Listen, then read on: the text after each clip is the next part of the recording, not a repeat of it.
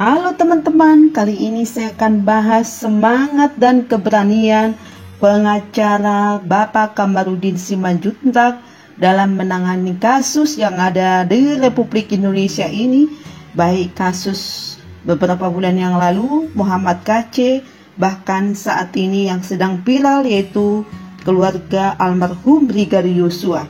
Mari kita lihat pengakuan keberanian dari Bapak Kamarudin Simanjuntak. Ini dia. Maka saya bilang, siapapun kau, saya bunuh kau. Maka saya bilang begitu waktu awal buat laporan perkara ini.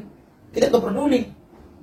Dan kita sudah bosan di teror. Masih ingat kan dulu istri saya dibakar di mobil kan waktu saya bela Putri Soekarno tahun 2016, siapa ingat? Abang kan ingat kan?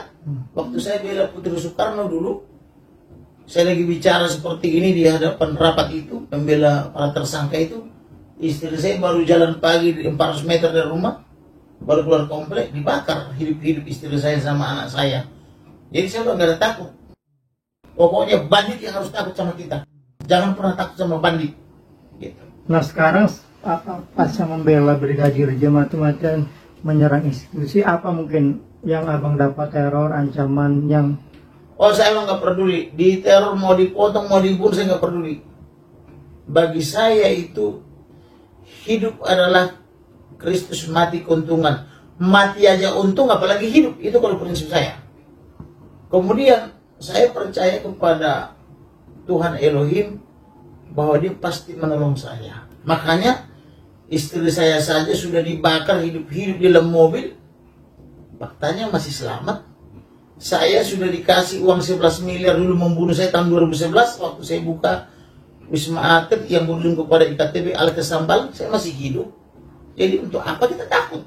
Jadi kita kalau berani dan tidak takut, kejahatan yang habis, penjahat yang berkurang, benar nggak? Tapi kalau kita takut sama mafia, sama penjahat, maka penjahat itu subur, kejahatan itu subur. Oleh karena itu mari kita rebut Polri dari tangan mafia. Setuju nggak? Polri tidak boleh lagi di tangan mafia. Hantaran-hantaran mafia itu kepada pejabat Polri harus ditolak. Bila perlu kita tingkatkan gaji Polri itu minimal 25 juta per bulan, yang generalnya harus 1 juta. Yang penting jangan mengabdi kepada penjahat dan mafia, benar nggak? Penjahat judi, penjahat tata niaga, apa itu, narkoba, sabu, minuman keras, entah apa lagi itu, smokel mobil-mobil mewah itu gitu kan, yang mobil R itu kan gitu. Baik teman-teman, kita sudah menyaksikan bagaimana semangat dan keberanian dari pengacara almarhum Brigadir Yosua, Bapak Kamarudin Simanjuntak. Dia berani, semangat, tidak pernah takut sama siapapun, termasuk kepada bandit-bandit yang ada di kepolisian. Dia tidak takut, ya, sekalipun ada ancaman dalam kehidupannya. Bahkan beliau bersaksi di sini, waktu itu pernah istri dan anaknya dibakar hidup-hidup, tapi dia tidak gentar, tidak takut, karena dia percaya bahwa Tuhan yang menolong menopang dia. Dia ambil dalam firman Tuhan, Filipi 1 ayat 21. Bagi saya, kata Bapak Kamarudin Simanjuntak, hidup adalah Kristus, mati adalah keuntungan. Mati saja ada untungnya kok, apalagi hidup. Ini luar biasa, iman yang teguh, iman yang tidak takut dengan keadaan ancaman apapun. Luar biasa Bapak ini.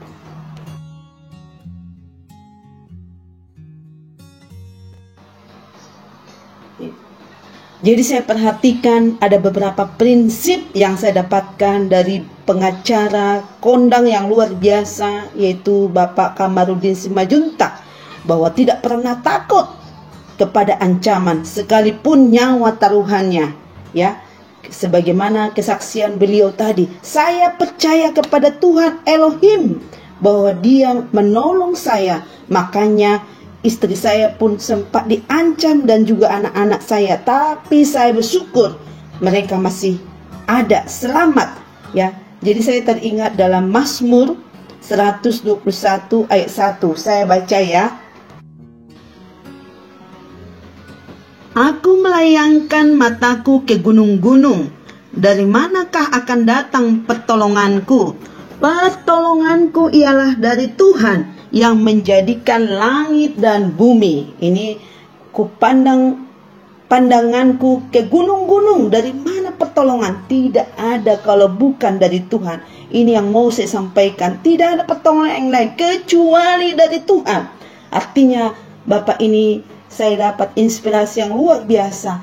Iman yang teguh, percaya sungguh-sungguh kepada Tuhan, tidak ragu, tidak bimbang. Sebab orang yang bimbang tidak akan tenang dalam hidupnya. Tetapi orang yang berserah, pasrah kepada Tuhan, dia akan sejahtera, damai, sukacita, dan percaya Tuhan pasti menolong. Amin.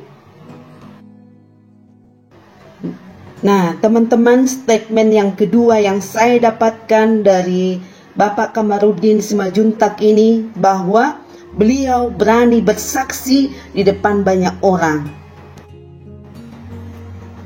Artinya teman-teman, kemanapun Bapak Kamarudin ini pergi, selalu menunjukkan jati dirinya bahwa beliau adalah seorang pengikut Yesus, ya, murid Kristus. Dia menggunakan salib besar-besar, ya. Dia tidak melihat keadaan kondisi, tapi berani bersaksi di depan banyak orang. Dan juga yang kedua yang saya dapatkan, beliau mengungkapkan, selalu memperkatakan firman Tuhan ketika diwawancarai oleh televisi maupun youtuber, selalu mengungkapkan firman Tuhan.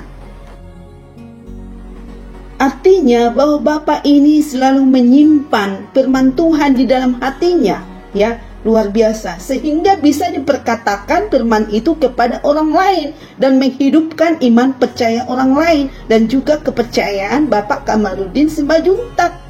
Jadi saya teringat juga dalam Roma 10 ayat 17, ya. Jadi iman timbul dari pendengaran oleh firman Kristus. Karena kita suka mendengarkan firman Kristus, maka iman kita timbul. Nah, itu disampaikan kepada orang lain dan membangkitkan iman percaya orang lain. Nah, beliau tidak ragu untuk menyampaikan firman Tuhan itu di depan orang banyak. Luar biasa, jadi saksi terang bagi banyak orang.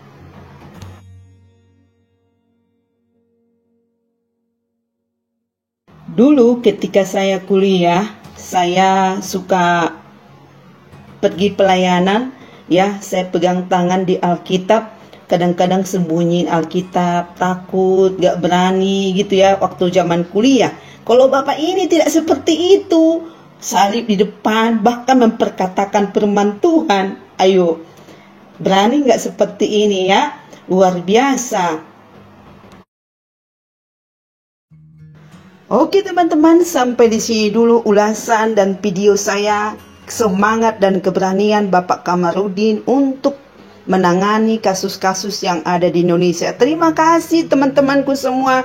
Shalom, shalom, shalom sehat.